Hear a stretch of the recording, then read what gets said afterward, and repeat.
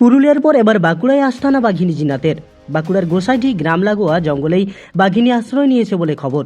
গ্রামের মাত্র 500 মিটারের মধ্যেই থাকা জঙ্গলে রয়েছে বাঘিনী। স্বাভাবিকভাবেই আতঙ্কে ঘুম ছুটেছে গ্রামবাসীদের। শনিবার ভোরে গ্রামের রাস্তায় বাঘিনীর পায়ের ছাপ দেখে স্থানীয়রা অনুমান করতে পারে যে বাঘিনী জিনাত আশ্রয় নিয়েছে গ্রাম সংলগ্ন জঙ্গলে। পরে বন দপ্তর গ্রামে গিয়ে ট্র্যাকিং ডিভাইসের সাহায্যে বাঘিনীর লোকেশন ট্র্যাক করতে সমর্থ হন।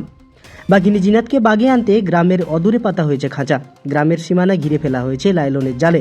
বাঘিনী জিনাতকে বন্দি করতে তৎপর বন দপ্তর। আতঙ্ক কি বলবো, আতঙ্ক তো লাগবে কি। এখন দিনের বেলা যদিও একটু সবাই আসে তার জন্য কম লাগছে, কিন্তু রাত্রিবেলা খুবই আতঙ্কিত। সকালবেলা খবরটা পাইছি ভোরবেলা, আর বিশেষ করে রাত্রিবেলায় এসেছি এখানকে, আড্ডা নিয়েছে। ওখান থেকে যে জায়গাটা আছে সে জায়গা থেকে এখনো পর্যন্ত সরেনি না, একবার সামনে আছে, এই রাস্তার থেকে অনেক সামনে আছে। বন দপ্তরের অফিসাররা এসেছে, হ্যাঁ কাজ করছে, ওরা নেট দিয়ে ব্যবস্থা করছে ধরার জন্য। কতটা ভয় লাগছে? ভয় প্রচুর আছে। এখানে কি আপনারা বাঘের আওয়াজ পেয়েছেন? আওয়াজ কেউ কেউ বলছে পাওয়া গেছে।